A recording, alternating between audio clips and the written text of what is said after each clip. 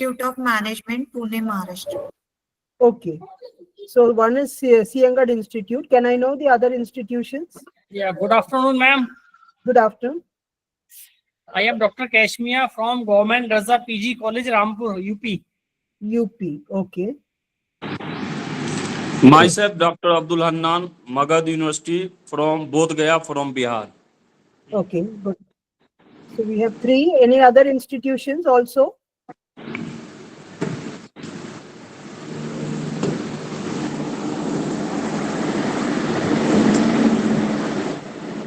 Okay, Chitkara University also is participating. Okay. So I think we have a good number of institutions represented here. I don't know which day of your training program this is. I am Dr. Shakila Shamsu. I used to be the secretary to the committee to draft the national education policy. I understand from the host institution AMU, there is no academic present over there as a coordinator. And so we'll start the program itself, which is on the theme of governance and management in higher education. But as is my usual format, I do not really jump into the topic directly for a talk. I would like to hear from a couple of participants. It's about 2:34 now, till maybe about 2:45 or so. I would really like to hear from a couple of y'all, not necessarily on the topic of governance and management in higher education under the NEP, but on any aspect of the national education policy on which you may like to share your experiences or your challenges, and maybe any other issues that you face with regard to implementing the NEP. And my other request to you is, this is an online program. It is not the resource person only who will keep the videos on. I want all the participants to switch on their videos unless you have a bandwidth problem in your area. So please put on your videos. I think it is extremely rude on the part of the participants if they don't switch on their videos. It is absolutely bad etiquette when you're having an online session to keep your videos off. So please go ahead. I request a couple of participants to share any thoughts or experiences till about 2:45. Please introduce yourself in terms of your institutional affiliation, the discipline that you are teaching there, and you can ask your question or raise your concern.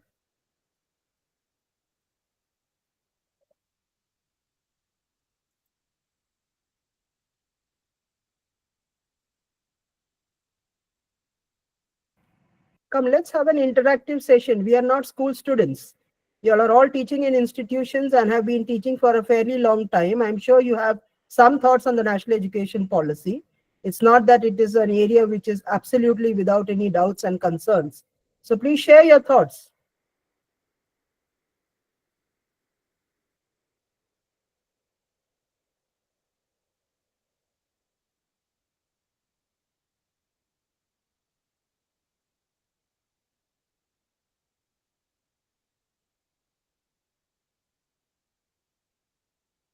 Participants, you are requested to please respond. Open your videos, अपनी video खोलें और respond करें ma'am को, please.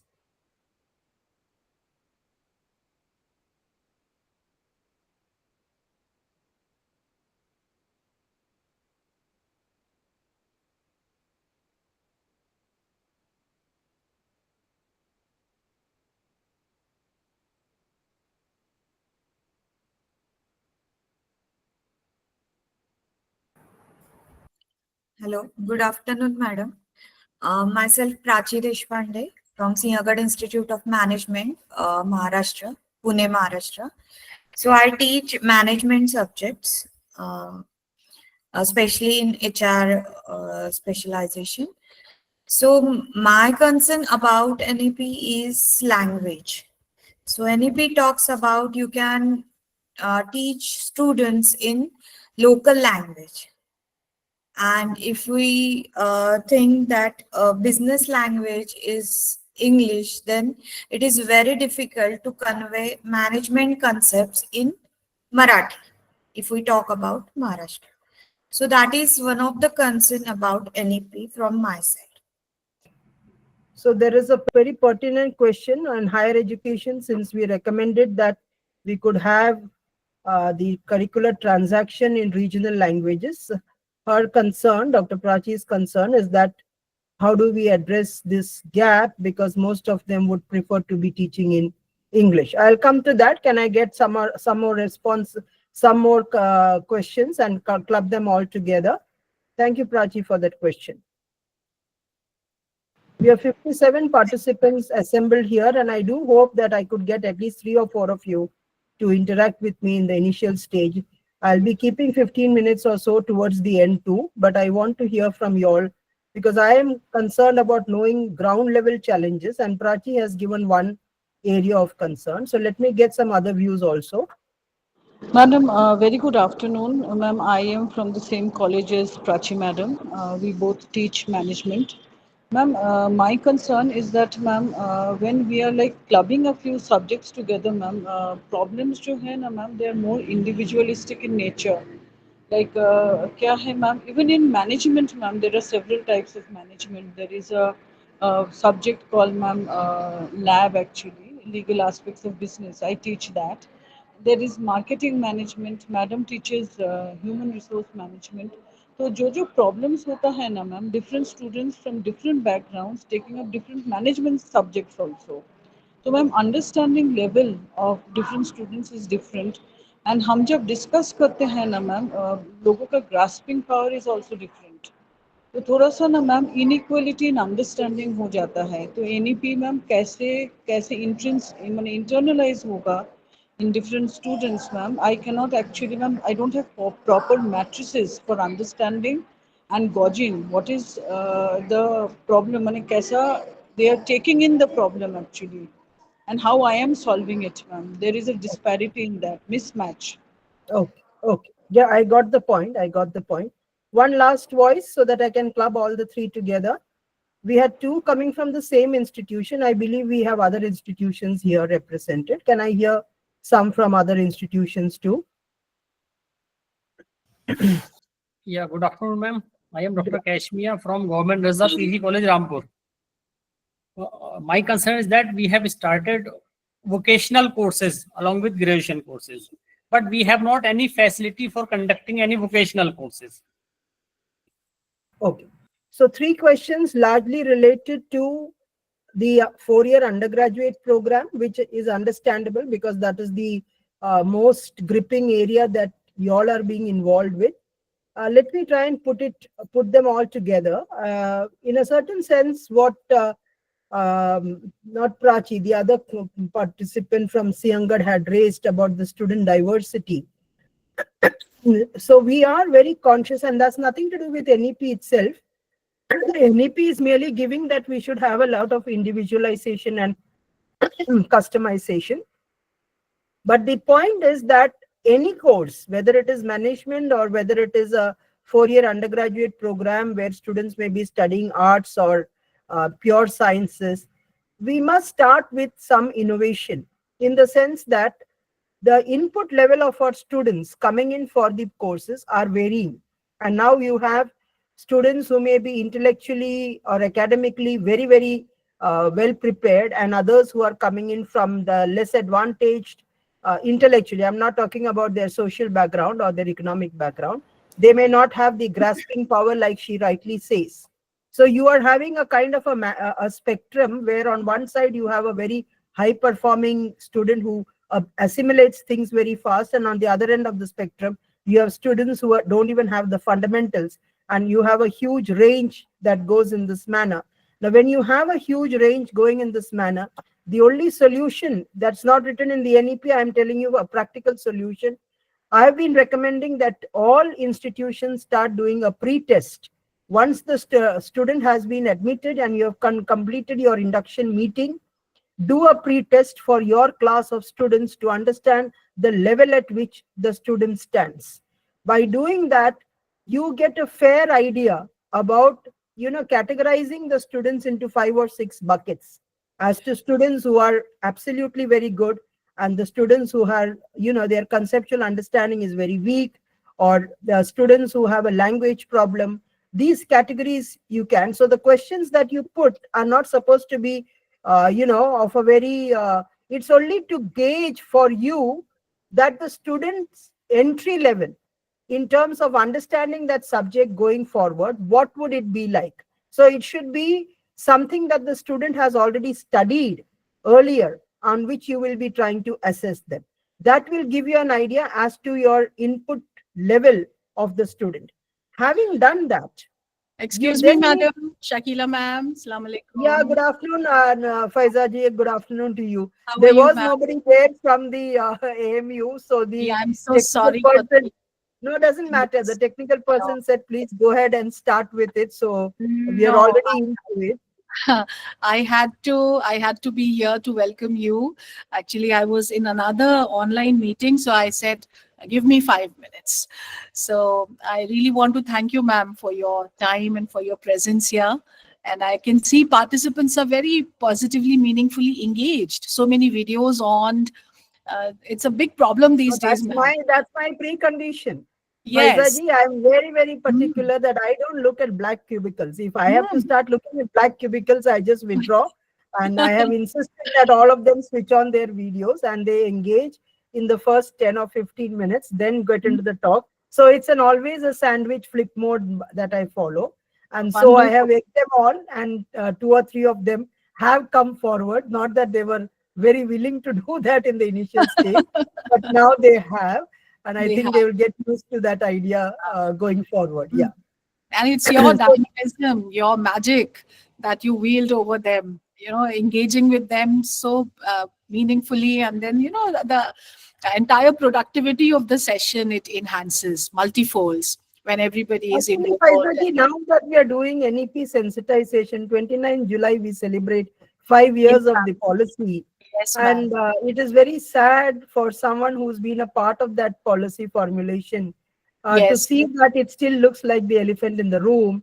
And at the same time, that teachers and faculty are really struggling in terms of understanding the policy in its nuanced manner so that they can effectively deliver a very holistic undergraduate program. So in a certain sense, understanding these challenges help us to provide solutions like the one right now the Siangad Institute of Business Management faculty have raised very pertinent questions, which I'm finding it is resonating in many Mm. of the sensitization programs. And Mm. that's why now I'm giving them the solution that they should conduct a pre-test. Having a very elaborate induction meeting, of course, is the first thing. And then conducting a pre-test would help them to understand the level of the students, because we have very diverse students populations in our classrooms today, unlike maybe 30 or 40 years back, where higher education remained elitist and therefore it was only the cream of the communities who were coming in for higher education. Today you have students who may be of varying nature, and therefore it is very critical for a faculty to know the level of the learner so that they can have individualized approaches and follow those Yes, innovative pedagogies. So thank you, exactly. Dr. Faizaji, for coming My, in, and I think I'll my continue with the And session. I want Thank to you. sincerely apologize for the 10 minutes that there was That's nobody okay. here. That's fine. That's fine. That's Actually, Professor Sajid Jamal is traveling today. He is at the airport. And I was in a meeting at another college in Jaipur. So I asked them to just excuse me for some time. Never want to miss the pleasure of speaking to you, madam. And never want thank to, yes, miss the pleasure of thanking you on our platform for adding so much value to our NEP courses. Participants know this very well that Dr. Shakila Shamsu madam has been the OSD of the NEP drafting committee.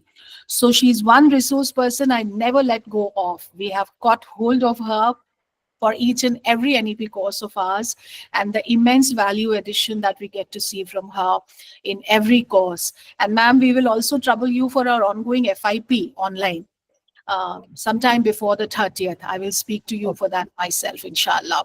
So you. participants, I request you to make the best use of this.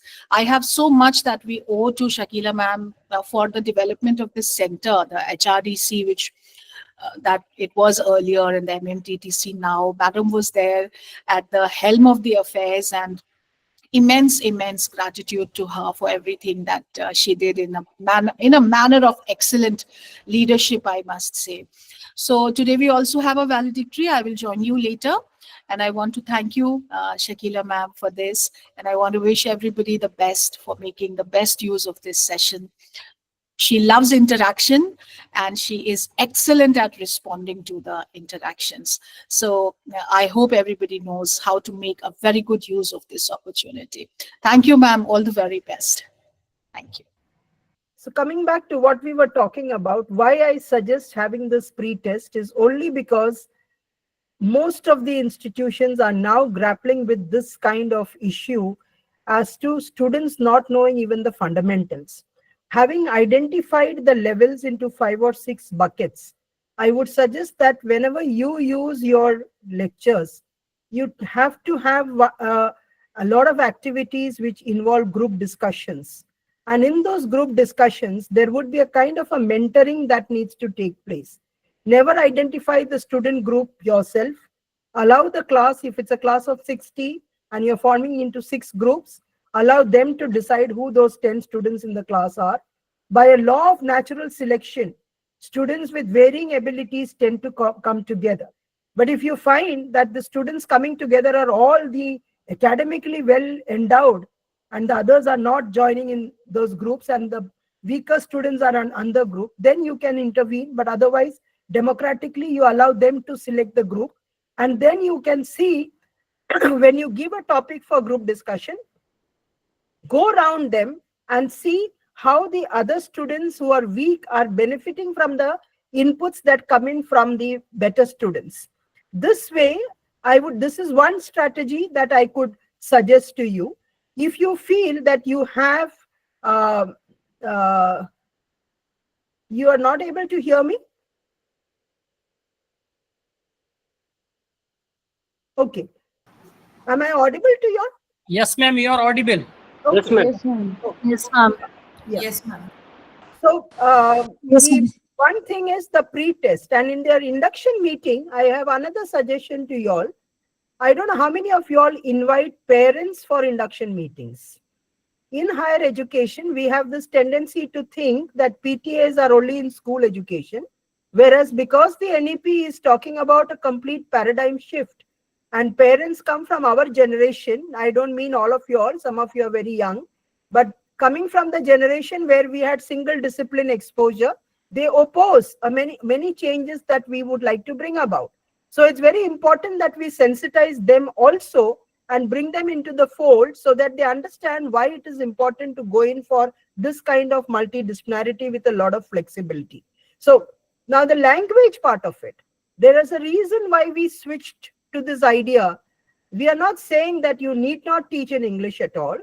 We are only saying that the tendency for students coming in with regional language school backgrounds not joining higher education has been a factor which is evidenced and empirically shown as affecting our access and equity factor.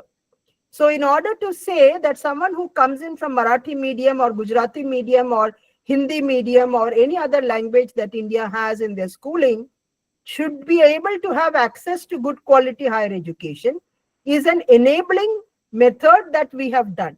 Now, that does not preclude you from using English while you're teaching. We would suggest going in bilingual. But if you don't feel comfortable in bilingual, what you need to do is in your very first semester, if yours is a 2-year MBA program, I can't really expect you to go for an entire year. But in a 4-year undergraduate program, I would clearly say in the first year, don't insist on students communicating only in English language. You cannot equate English to intelligence. I can articulate myself very well in Hindi or Marathi or Gujarati or Malayalam or Odia. I should be allowed to do that. But gradually, that students' English speaking abilities must be honed up. So the initial part, even in the group discussions, even in the presentations that they make, allow them to use regional languages and gradually tell them that, this is only to help you so that you can participate in the activities rather than being left out of it. But you must understand that the language for employment in the corporate sector, in the business world, and as such, globally, if you want to get any opportunities, you must have a grip of English language. And therefore, you need not put them aside. You bring them, integrate them, and then gradually tell them, and they will gradually come into it. Because even in the group discussions, grammatical errors can be excused. Other students can sort of, tell them ki if your grammar is wrong, doesn't matter, but you go and articulate it, that kind of a thing. And even if that person is not able to say a full sentence, it is okay. But give up that confidence to the learner so that gradually that student is able to move. Now, coming to what our friend from UP has asked, when we talk about the 4-year undergraduate program, which is very, very sort of comprehensive in terms of common courses, core courses, interdisciplinary courses, ability enhancement, value added, and vocational. He's using the word vocational, but it's basically skill enhancement courses or skilling in higher education. We've all throughout maintained this view that skilling is to prepare students to become plumbers and electricians and masons and so on. No longer it is so. The entire business, corporate, FMCG sector, retail sector, every sector is looking at very high-end kind, and the whole requirements of logistics management and supply chain management and so on require students to be having skill as one of the components and the competencies that they have. This is not to be taught by you and me who are not competent to teach it. And nowhere in the UGC's guidelines have they said that existing faculty will teach skill-based courses. What we want is that you collaborate with skill-based industries and you get the trainers from those industries to come and take the sessions in terms of being adjunct faculty and people from industry. And the students also get their experiential hands-on practicals by going into the skill-based industries. So skilling is not something which is yours or my cup of tea at all. We are not competent to teach. And we don't want us to teach. If we teach, we will be doing a grave harm to the student, because it is like asking me to teach something like astronomy in which I don't have any competence. So we never expected that our higher education colleges or universities will misinterpret the idea of skill enhancement courses, saying that existing faculty in institutions will teach it. So if their college is asking you to do that, that is not the way to go about it. You must clearly tell them that and it is not for them. When I keep saying them, don't push the blame onto somebody else. It is as much as your institution, as much as the own management which runs it. You need to identify the skill-based industries in and around your area, get them to take up those kind of courses where those skills, so it will vary. In a very advanced, industrially advanced state like Maharashtra or Gujarat and so on, you may have a lot of such industries. If you go into Bihar or Odisha or maybe UP, some parts of your, lesser developed parts of UP, you may not get all that. But whatever is available, they should be able to take it. And if there are courses where there are, let us say, the theory can come in through the MOOCs course, the hands-on at least can go in with some industry. But skill enhancement has to be there for the simple reason that the kind of job profiles that may be coming in the coming years may not be ones in which their theoretical knowledge may be of any use. Therefore, it is very important that they acquire the skill-based experiences and the kind of learning. This can be in digital marketing. I would suggest you have a look at the All India Council of Technical Education, AICT's website, which has listed that. But just to clarify from Dr. Mia, what is the skill enhancement course that you currently offer? Do you offer anything at the moment, or you're not offering it at all? Offering courses. So Yeah, we have collaborated to another industry so that he came here. Okay, so you are offering skill enhancement in collaboration with industry. That is the way to go about it. And the reason why it is to be taught is very, very clear, that our student, let us say, passing out of an undergraduate program in 2028, when we say that that student is about 21 or 22 years of age and has got to be a productive individual, we are not talking about being productive till 2030. We are expecting that student at the age of 21 to be productive till he or she is almost about 61 or 65, which if you project as a year is something like 2070. We have no idea what this world would look like what are the job profiles that would be available during that time span. We cannot even anticipate what are the kind of job profiles that are going to come about in 2030 or 2032 or 2035. So let us not sit with our very very biased view that what was applicable to us will remain applicable for our students, which is highly fallacious, because our students are not going to face such a comfortable future like you and I have faced. All the disruptive technologies like AI and data analytics are challenging human intelligence and taking away jobs that human beings can do. So let us not be in our comfort zone and think that our students would be in a comfort zone by not learning any skills at all. Unless they learn the kind of skills which are maybe of some use to them, which will be of, let us say, some little bit of foundational knowledge that they have, they may be able to build upon that, upgrade to that, and then meet up with the new kind of job requirements. So thank you all for asking these three very pertinent questions: the student diversity, the aspect of language, and the importance of skills in the undergraduate program. And coming to the topic on hand, which is something that maybe many of you think are not something directly related to you all, and which is of governance and management in higher education as envisaged in the NEP. So I am going to put that into 4 segments. First is, why is this topic included as part of an NEP sensitization program? Why should faculty who are assistant professors or associate professors understand about governance and leadership?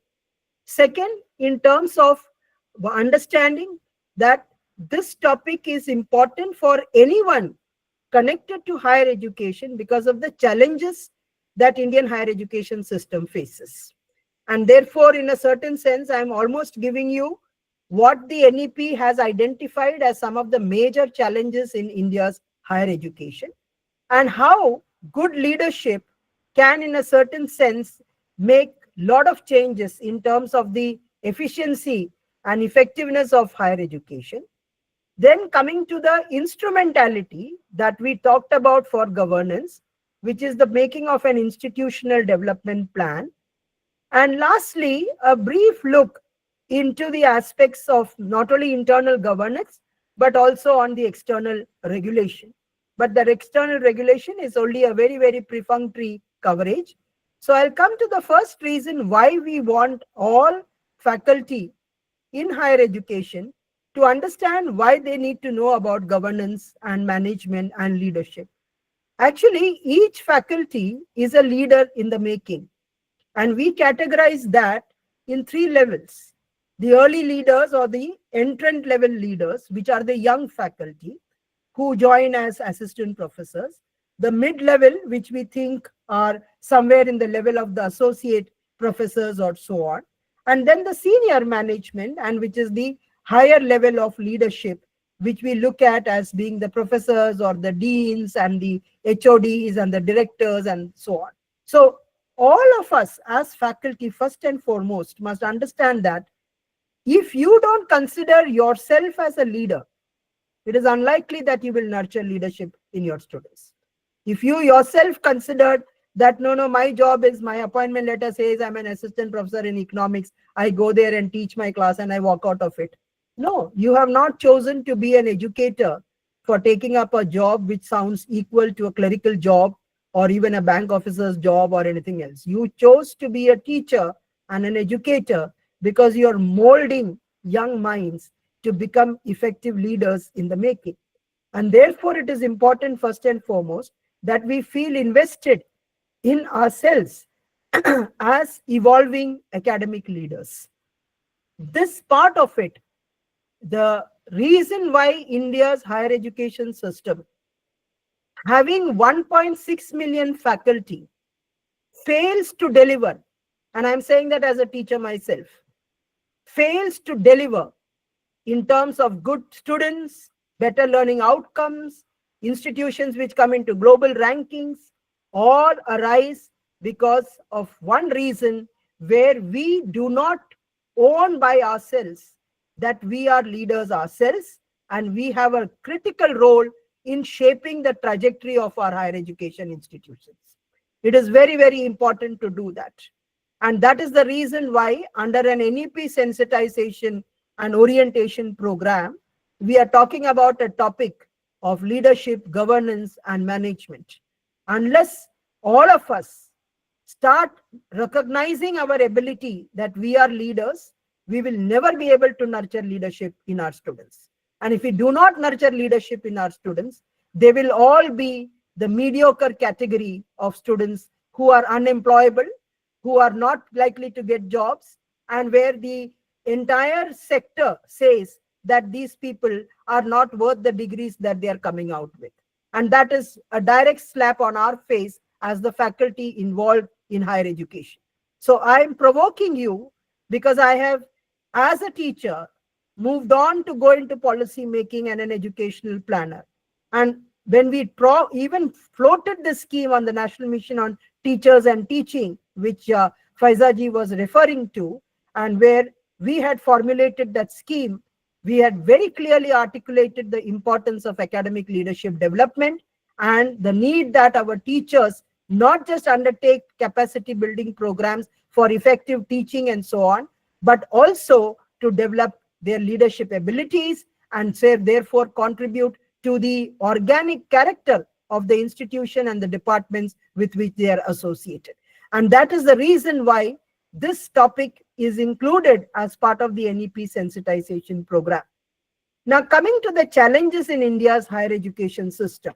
As educators, I would really like you to break out of the shackles of your appointment letters scope and look at it in terms of a much larger scope, in terms of seeing how you can contribute to bringing about effective quality higher education institutions. So I am listing out a few of the challenges. It's not an exhaustive list, but some of the major challenges.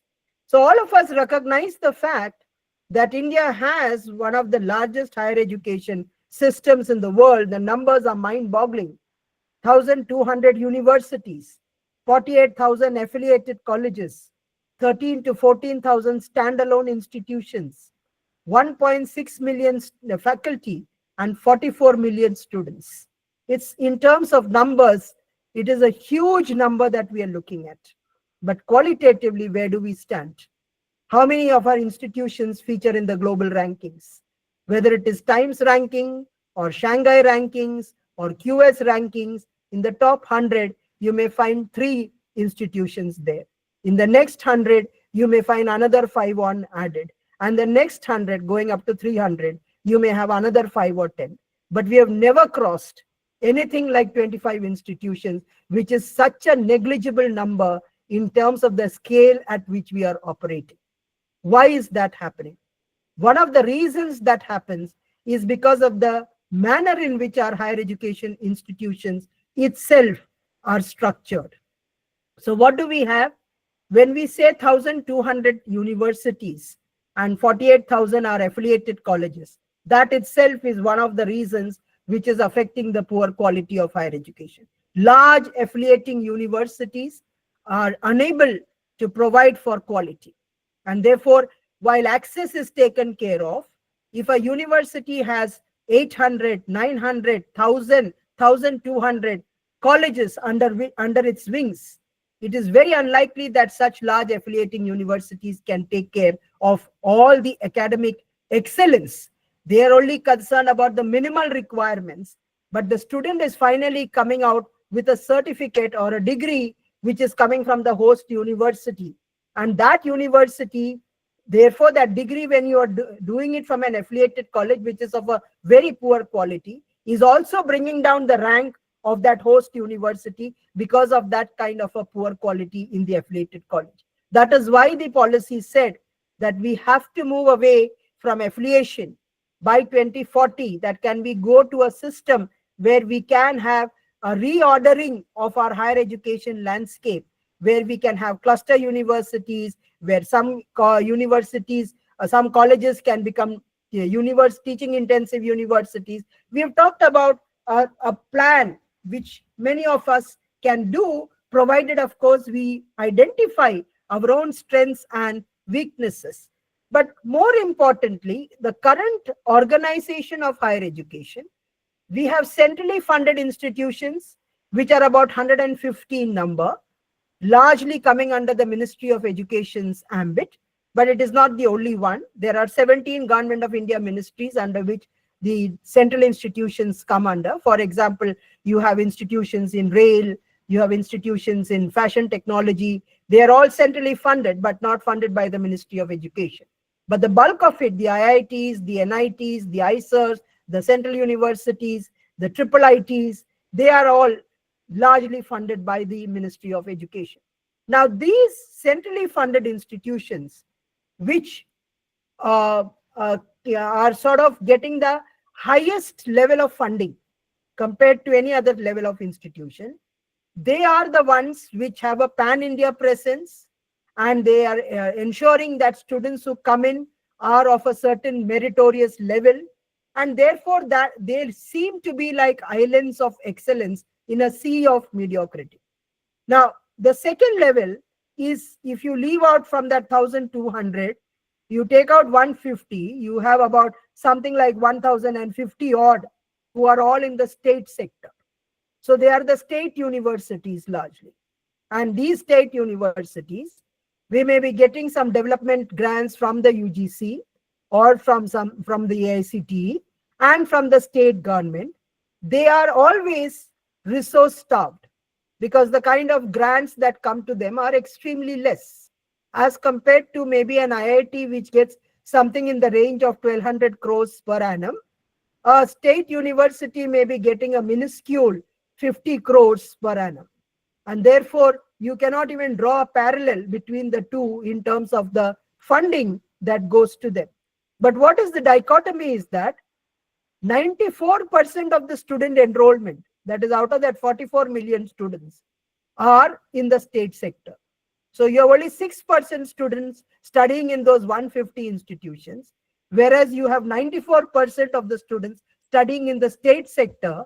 And these state sector institutions, whether they are state universities or state technical institutions, they do not get the funds. Therefore, huge faculty shortages, infrastructure deficits, so many factors which tends to impact the quality of education. Then you have a category which is called the private universities or the deemed universities or the deemed to be universities. Now, this complex character of India's higher education, which is largely categorized by the jurisdiction, by the source of funding, and the ownership of that institution, is in a certain sense adding to the complexity because the governing bodies of each of these categories of institutions are different. The way a centrally funded institution is having its board of governors and its academic councils and so on, and a state university having it, or a private university having it, or a deemed to be university having it. So as an educational organization itself, when you look at governance and management, ab initio itself, the complexity comes in the very varied kind of organizational structures that these institutions have. So what did we say in the NEP? All that we said in the NEP is that instead of categorizing institutions as centrally funded or state funded and so on, can we give greater emphasis to the function of education? And so we talked about teaching intensive universities, research intensive universities, multidisciplinary education and research universities, and we are talking about moving from affiliation to creating degree granting autonomous colleges. Now let us look at, I am giving you a kind of a future projection, 2040, which is what we had put as a deadline. Are we saying that the NEP by its recommendation is saying that if 47,000 or 48,000 affiliated colleges should not have affiliation and they should become degree granting, will India have in 2040 48,000 degree granting colleges plus 1,200 or 1,400 universities by that time? And since no standalone institutions also should be there in existence, whether they will also get converted into universities. So are we looking at a landscape of that kind? No. The rationalization that will take place is that many of the affiliated colleges already identified as colleges with potential for excellence can convert themselves to become teaching intensive universities. Already existing, say for example, the Savitribai Phule Pune University, SPPU is already a comprehensive university which offers multiple streams of education. It can convert itself to become what we call a multidisciplinary education and research university, which is of a still higher order. Some can have to join together to call themselves as a cluster university. And some affiliated colleges may convert to become constituent colleges. So we will be seeing a churning. But this churning, please understand, is not happening from outside. It is happening from within, for which I will be talking about an institutional development plan. I would really like to hear whether any of your institutions have started preparing an institutional development plan, which is an action plan for each institution to look at how it would like to see its growth trajectory 3 years, 5 years, 7 years, 10 years, 15 years from now. If we don't do that kind of planning, then we can go on talking about Indian higher education system, which is having the challenge of having poor learning outcomes, which is having so many multiplicities of other challenges. So one is the restructuring that we looked at. The second, so quantitatively, this number, we need to address it by this kind of a rationalization. Can I once again make a request for all of you to switch on your videos, please?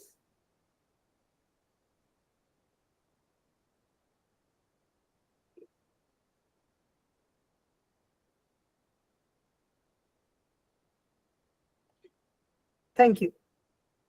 So the first challenge that we have tried to address is by trying to rationalize India's higher education structure by giving the options of not looking at the source of funding or the ownership of the institution, but by the functions as to be a teaching intensive or a research intensive or a multidisciplinary education and research university, or coming as a cluster university, or becoming what we call a constituent college.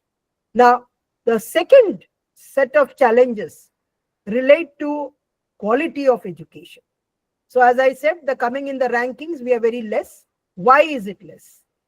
One is, I already told you the funding part, 94% of the student enrollment is in the state sector and there is poor funding. Faculty shortages are there, infrastructure deficits are there. But quality has also other dimensions. We look at undergraduate teaching as largely only knowledge dissemination and not much on research. One of the reasons why we don't feature in the global rankings is we don't encourage research in our students and we don't encourage research in our faculty also. So the dichotomy comes from delinking teaching and research.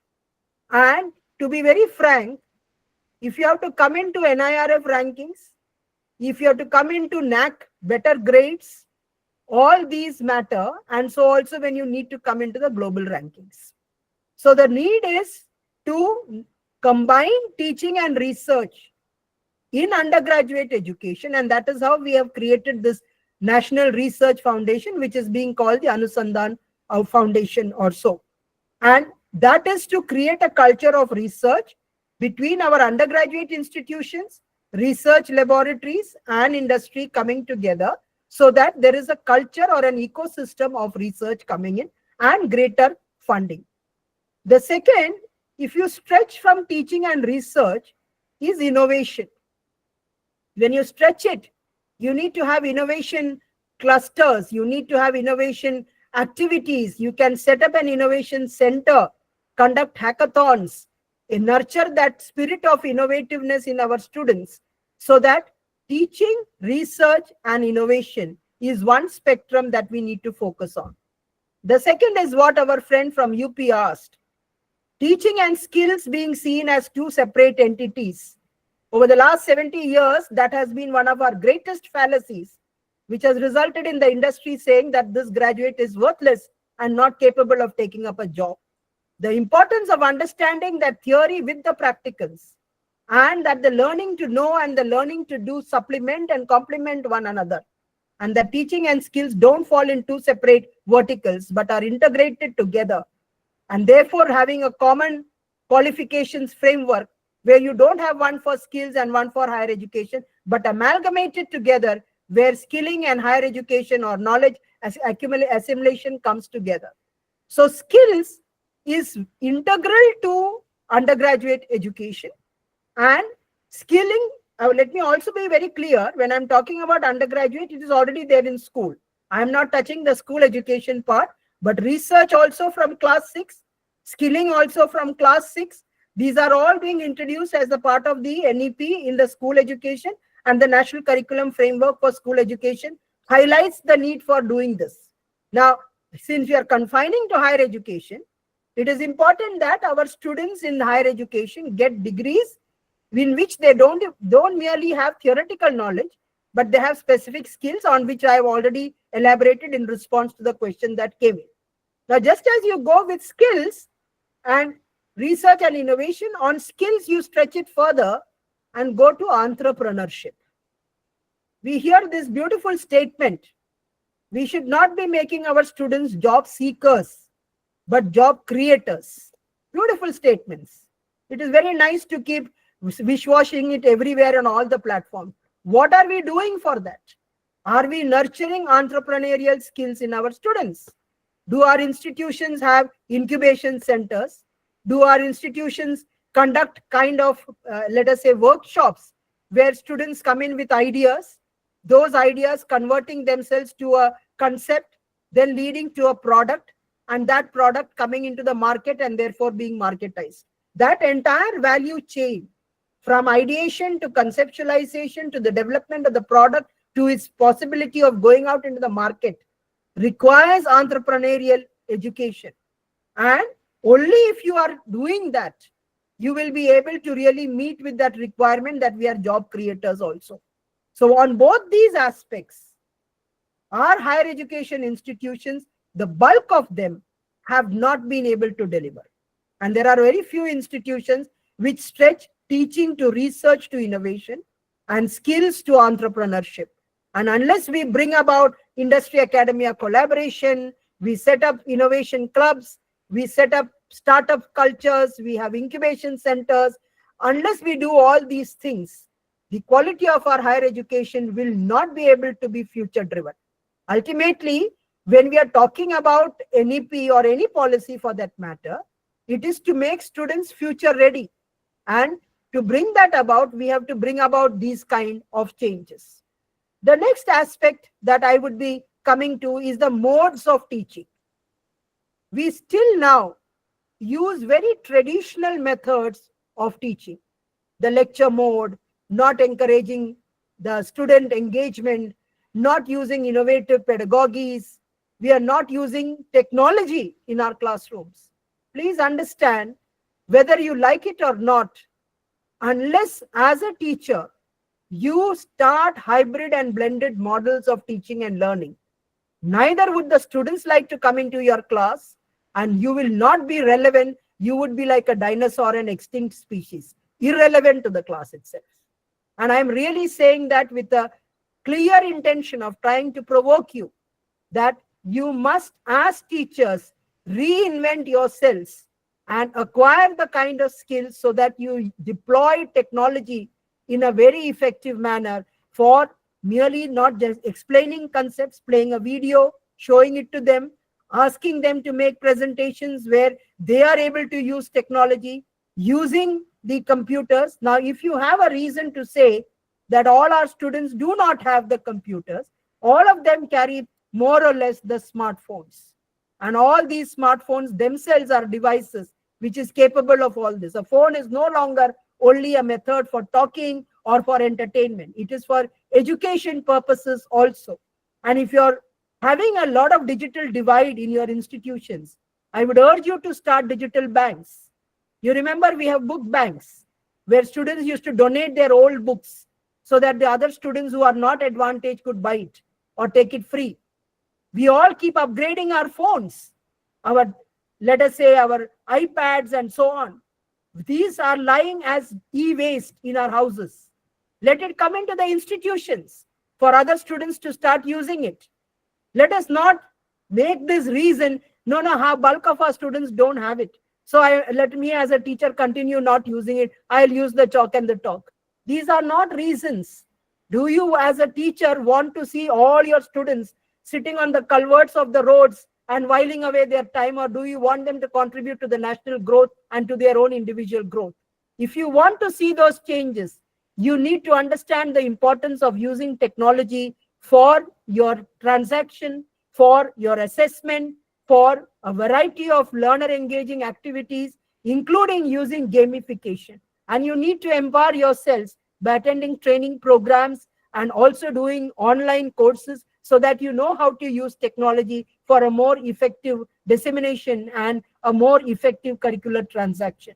And stretching that, the NEP talked about integrating 40% of the credits through the MOOCs courses. Of course, we are restricting it to only Swayam because we are not encouraging Coursera or edX and so on for many other reasons. But even on Swayam, there are about 2,000 courses, and this own institution, the host institution, AMU, has day before yesterday sent me a mail about the 53 courses which AMU faculty is offering. Do we encourage our students to do that? We should be aware of it ourselves.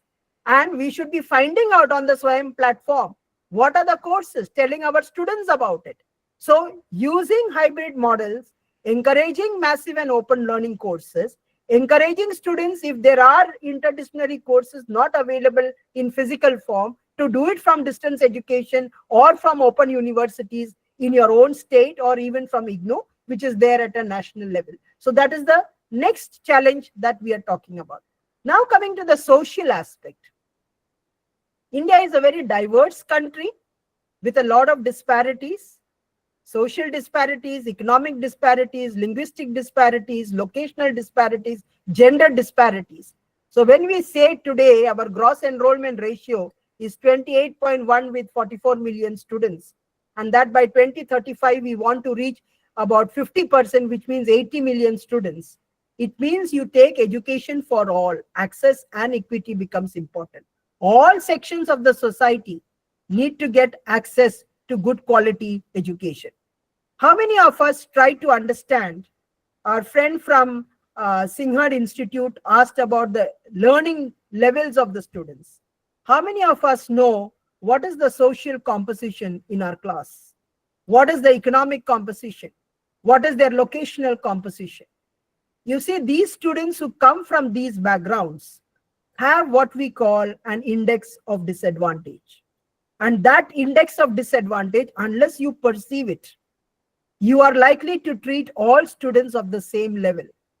A student who is having 24 hours electricity in the house and is having a vehicle to travel to the college, has no worries about getting 3 meals a day, has all the facilities, as against another student who may not have even a 60 by 60 square feet of space to live in which there are 10 family members, in which the person does not have that exclusive space, and you measure them by the same yardstick. You are highly discriminating. I think. So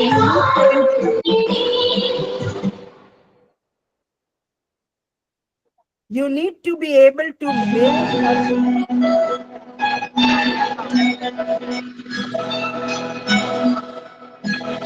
I think we can have a break to listen to the songs. That will be a better thing to do.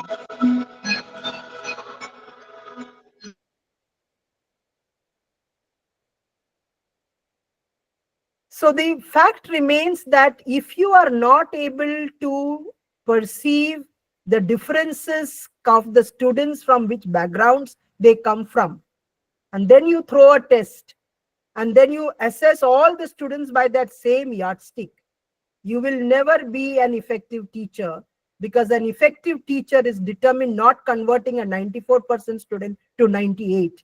but a 40% student to become a 60%. And that perception, unless you are able to have, you must, therefore, when I told you about the pre-test, it is equally important to see the other aspect. There you are assessing their intellectual capability. But it is equally important for you to know your learners. Where did they come from? Are they from a rural background? Are they coming, women who come in or girls who come in, transgenders who come in, children who come in with disabilities, children who come in from very poor economic backgrounds, struggling because higher education is aspirational. You should be able to make that kind of nuances. And you should also know, are these students getting the scholarships? Are they getting all the benefits so that we are encouraging them? This is not for only the principal or your registrar and so on. You are the teacher and you are as much responsible to ensure that our students have an enabling ecosystem. So about scholarships, Naina, what do I have to do about it? Somebody else's concern. It is not my son or my daughter, it's somebody else. Let us not be, if we are doing that, then I don't think even 50 years from now, we will have a very sustainable kind of a growth. We need to carry along everyone and ensure that we are non-discriminatory. We create opportunities so that everyone has a chance to grow. And when I say that a teacher's success is converting a 40% to become a 60%, that 40% was because they did not have enablers which allowed them to get more marks. Maybe they don't have internet. Maybe they don't have proper electricity. Maybe they don't have a space to sit in. Maybe they don't have the money to buy the books. So many factors. And then we sit and assess that, no, this student is doing very well because they are able to study very well. They have all the opportunities for that. So the social, economic, regional, linguistic, gender, disability, all these disparities, we must be very aware of, so that we are talking about what SDG goal said, to ensure inclusive and equitable quality education for all. That word for all becomes very important. The other 2 or 3 challenges, because we had a lot of discussion, I think we lost out a lot of time. I'm just running through it. Is the challenge in terms of funding and how higher education financing. So everybody will talk about 6% GDP.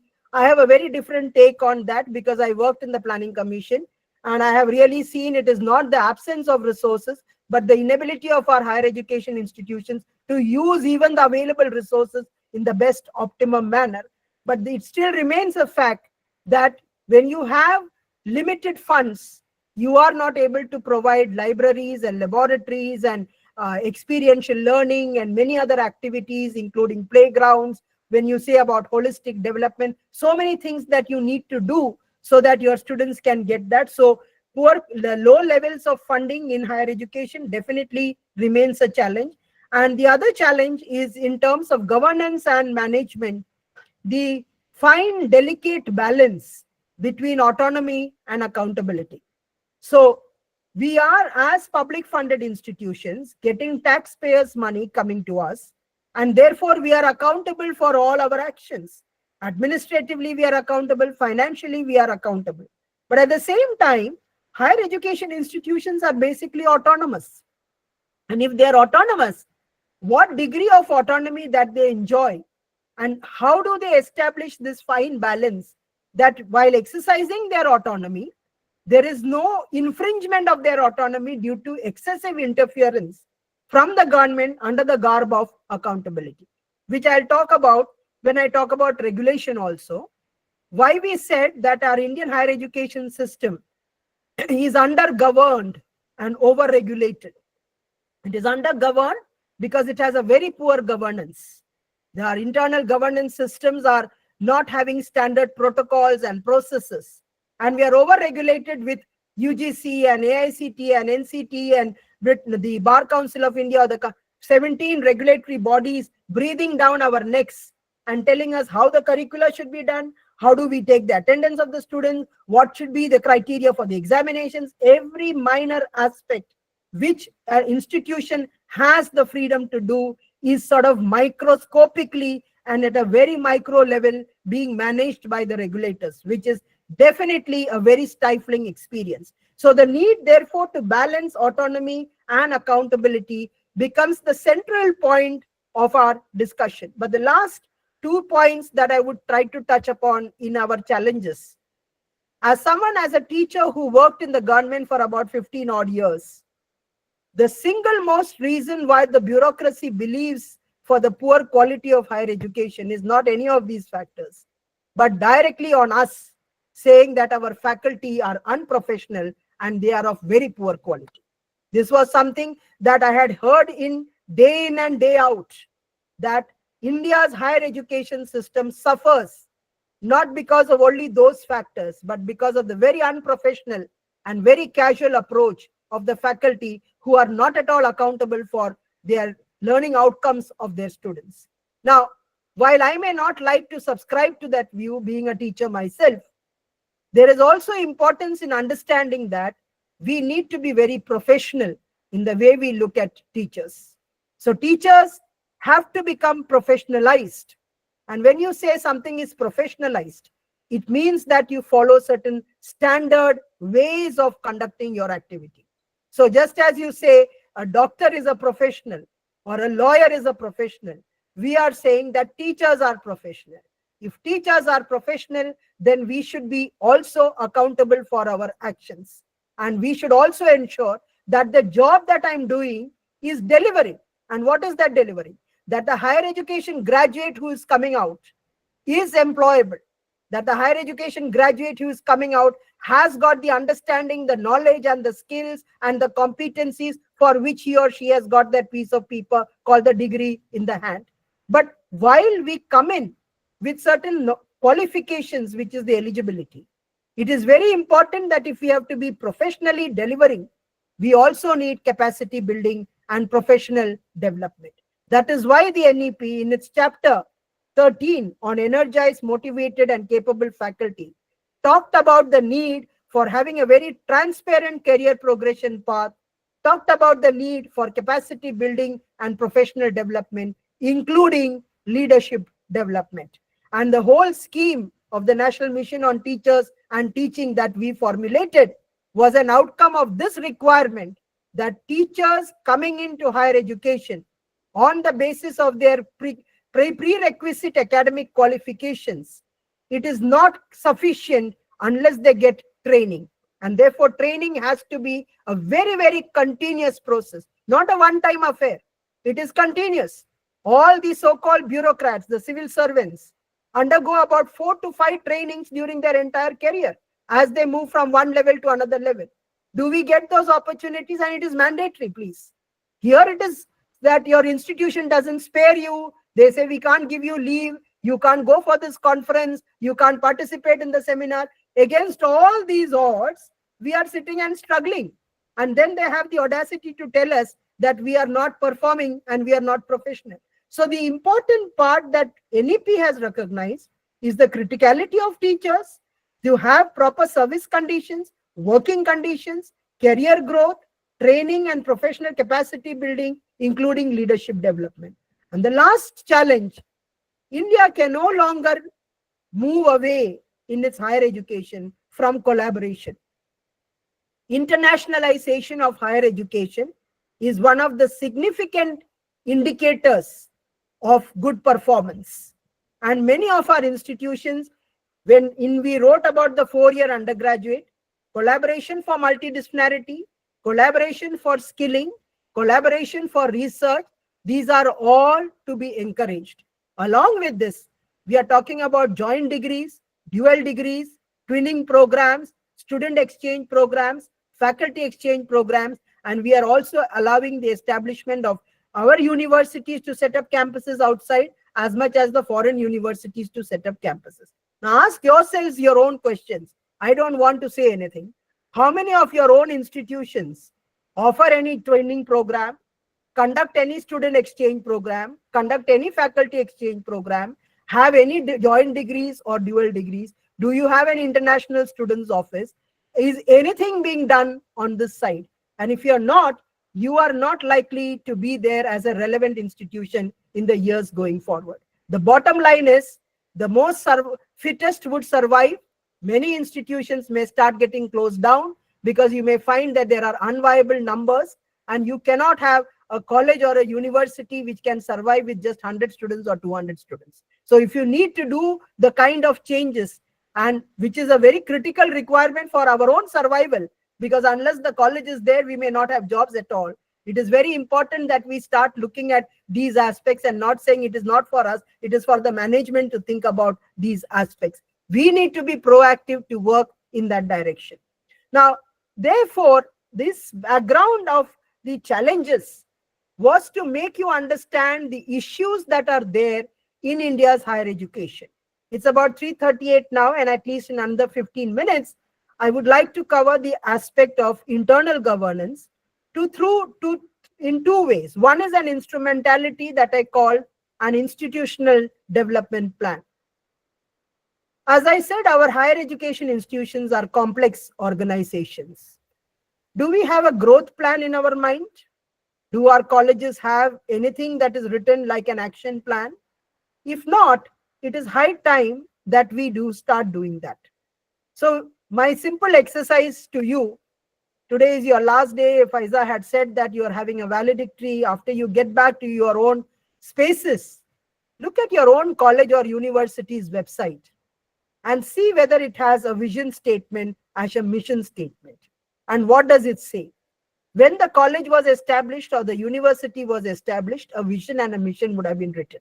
Some goals and objectives would have been written. It is never to be cast in stone. It needs to be revisited in the light of all the changes that have been happening. And it has to become relevant to the changing requirements and to make our students future ready. So when you prepare an IDP, firstly, re-looking at what your institution has envisioned and what is its mission and goals and objectives. This needs to be changed to be more relevant, to be more contemporary, and to be more futuristic, right? From our point of view, from the students' point of view, and from the institution's point of view. When I said that colleges can come together to become a cluster university, or a college with potential for excellence wants to become a teaching intensive university, you need to envision that. You need to think that in.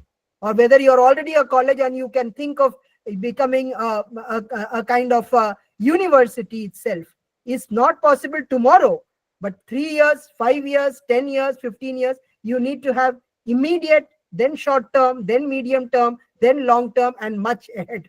There has to be an action plan. So for doing that, you need to have a SWOT analysis. How many of our institutions undertook a SWOT analysis? What are our strengths and weaknesses and opportunities and challenges or threats? And how do we, work on our strengths? What are weaknesses? Help to overcome that. If there are challenges, what are the ways? And then when you prepare your action plan, access, equity, quality, accountability, affordability, break it down to quantifiable targets. Have you got accreditation? If not, when do you want to do it? Do you participate in NIRF? Do our faculty go in for training? Are our faculty positions filled in? Do we have libraries? Do we have laboratories? All these aspects. And then work on, with timelines, what you will achieve and how you will achieve it with what is the budgets available. This, I have written if you Google my name and you write for Institutional Development Plan, Shakila Shamsu, you will get my article, which I believe would help you in making an IDP in your own institution. I have broken it down with all these details, and it will be very easy, like a ready reckoner, for you to undertake the task of an IDP. Now, who prepares the IDP? We have this very easy job. We outsource it. IDP is not to be outsourced. It is to be prepared by us within the institution, by a collegiate body, which has student representatives, teacher representatives, parent representatives, civil society members, educationists who are there, members from the various artistic communities, sports fields, all of them, industry, all of them being a part of what we call is a task force. So create a task force which is having all internal members the student, teachers, management, and so on, and external stakeholders who have a very important stake in the development of the institution, and prepare an IDP.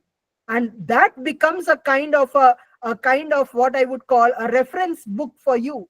It is not a one-time exercise. We are very good at preparing reports, and then that report is thrown on the shelf of some on the top of some shelf, and we don't even look at it at all. This is a living document which you will use as a kind of your mechanism to review and monitor, so that you will continue to have your jobs 15 years from now. Otherwise, your institutions will start perishing. And it is very important that we work along with our own team of people, so that we will allow our institution to grow. Our growth being aligned to the institution's growth. That is very important. That is when you start realizing that you are organically connected to your own institution. So making of an IDP is one of the instrumentalities we wrote in the NEP. The other is the internal governing bodies. So we all have our academic councils, our board of management, executive council, the Senate, the court, the syndicate, so many kinds of bodies that are there. The important part is that these bodies sometimes seem to be working at counterproductive ways. And the NEP said that use technology for streamlining many of these activities. Don't have the ability to start looking at, procedures which are very complicated. Even if they are complicated, you have it in an MIS pattern. So using technology for ease of conducting and running the day-to-day work, along with taking the critical decisions, has to be streamlined in a very effective ERP solution or a management information system solution. But over and above this, what we have felt is that faculty do not seem to be having a role in the governing bodies, and that is in a certain sense making you feel very non-participative.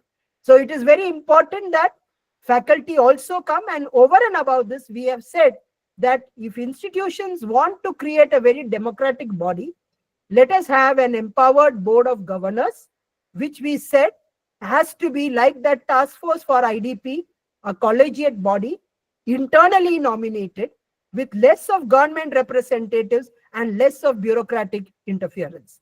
The idea is that our institutions tomorrow should not have a retired military officer, or should not have a retired bureaucrat, or should not have a politician becoming the vice chancellor. It should be academics who go on to become in the leadership positions, because only academics can understand the strength of an academic institution. So the empowered board of governors is like a collegiate body with, again, as I said, all the representatives. And this is not permanent.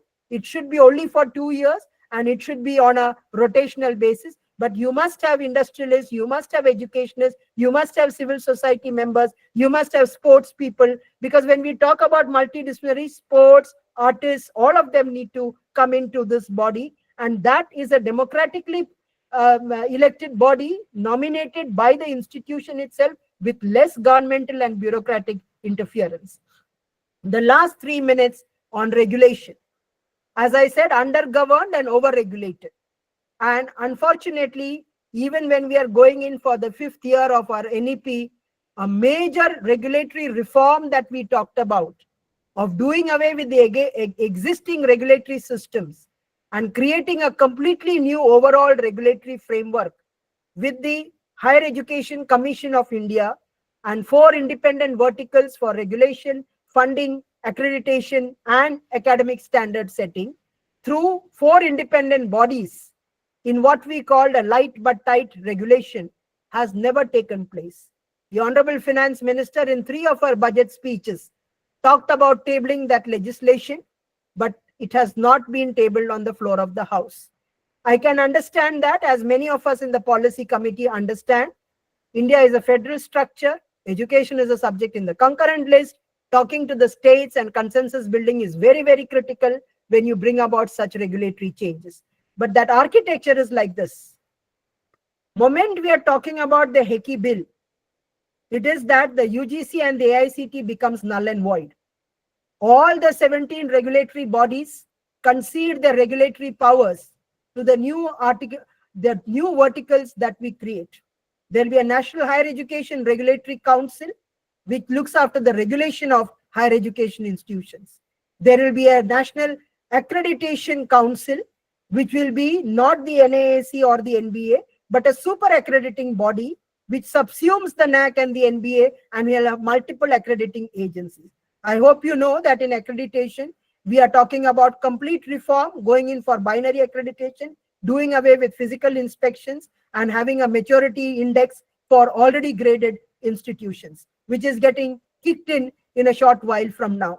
So the super accrediting body, then a higher education grants council for funding, and general education council, because UGC will be null and void. So for non-engineering and other subjects, there will be a general education council.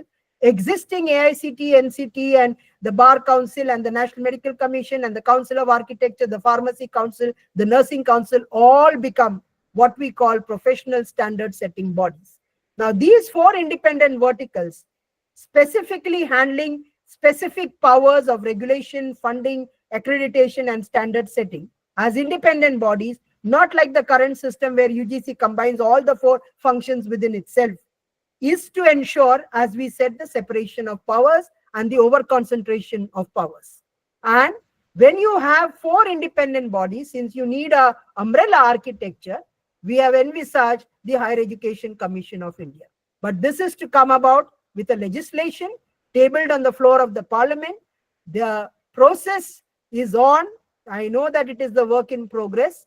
We are aware of the status of it, but unless it is tabled on the floor of the parliament and passed as a law by the parliament, the existing architecture continues the way it is. So overall, on governance and management of higher education, India's higher education faces a lot of challenges, some internal and many because of extraneous factors like poor funding and so on. But all of us, in that, the role of the faculty has been very, very minimalistic. In fact, I remember when I started my teaching career, and within 2 years, I was made an HOD in a college over there because of the department getting split up. I was completely taken aback by the roles that I need to do in the board of studies, framing a departmental timetable, and so on. But I do believe that all of us must link our growth to the institution's growth, and not saying that no, it is for the HOD, it is for the dean, it is for the principal, or it is for the vice chancellor, or it is for the director. We also need to have our voices heard. And if your institution is one which is not allowing that kind of democratic participation, you have opportunities that the NEP talks about. At least ask that an IDP be prepared. If nothing else, let us start preparing an institutional development. It's not for my gain, it is for the institution's gain. Once you start doing it, you set in a rigor by which there is some sort of a governing pattern that comes in, and some sort of growth trajectory that you want to see. And I'm sure all leaders will understand the requirement for having an IDP. As I said, let us first understand that we are the leaders in the making. At the stage that we are, what we can contribute to our institution's growth is something that each one of us take on our shoulders, and understand that we also are accountable for the performance of our institution. I think I'll stop over here and look forward to some interaction in the last 10 minutes.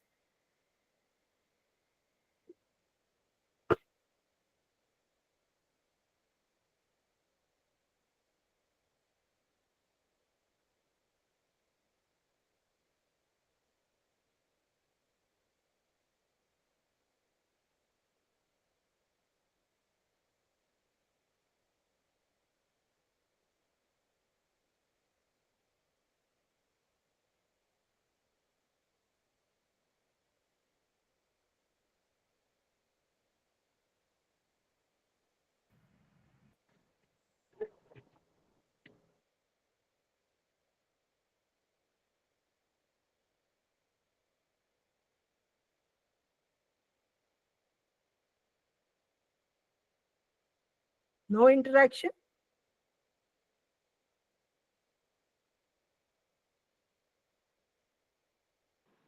I thought I Madam, had good spoken afternoon. enough. Yeah, good afternoon. Good afternoon, ma'am. Paramita from Siom again.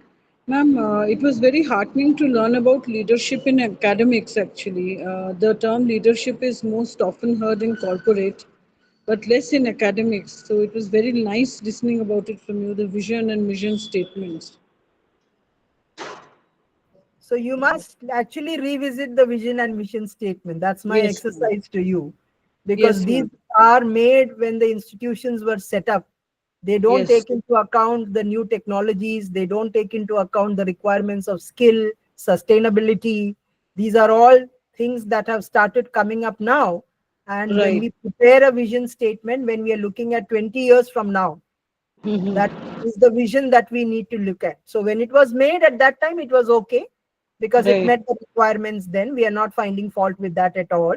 It did meet the requirements at that time also for a futuristic outlook, but that has changed because of many other factors that changed around us.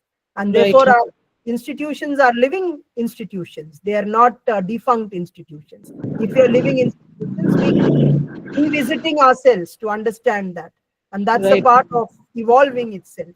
So we must Right. always revisit. That's a small exercise that I would like all of you all to undertake. In fact, in the workshops that I conduct for faculty, I normally ask teachers to have a look at your own vision, sit in groups, and then work out on new vision statements and mission statements and proposed objectives that you can look at. And if you can have a look at, there are some, the UGC also has brought out guidelines for the IDP, and I have factored that in when I wrote about the making of an IDP as a very critical instrumentality for making our higher education institutions very effective bodies. Ma'am, very recently we had an FDP under the Atal section of UGC. It was on design thinking and updating your knowledge. So, ma'am, आपका talk also resonates this. So, the importance that UGC is giving on updating of knowledge is immaculate. It is huge. So, we thank you for that, ma'am. Yeah, so design thinking and the whole thing of looking at issues in a very lateral manner. The point is we are very linear in our thinking. So it Right, is ma'am. our subject and our discipline. We don't understand its ramifications from many other factors. So design thinking is where you sort of correlate a number of other factors that affect performance. And so into our curriculum itself, when we factor in design and design thinking in terms of communication, design thinking in terms of developing a product, design thinking in terms of social engineering, so design thinking in terms of sustainability, you automatically start looking at factors you may never have looked at earlier at all. And Very that true. becomes Very very true. important. And that is why we are now focusing that our students get that kind of lateral thinking. Students are Absolutely. not, if they don't have lateral thinking, they are not likely to be relevant for the kind of jobs that they go about. Jobs are Right. now asking lateral skills where you correlate between multiple factors which they may not have thought. That's how the whole idea of multidisciplinarity comes in also. Yeah, Ma'am, a very enlightening lecture, ma'am. Thank you so much for it, ma'am. It was very nice. welcome. Thank you.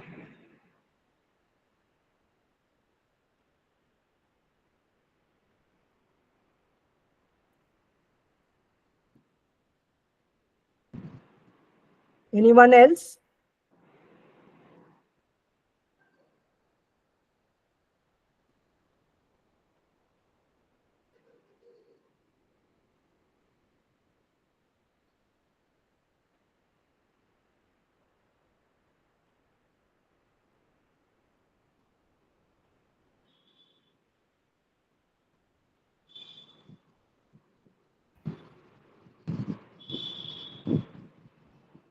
Any other observations or concerns?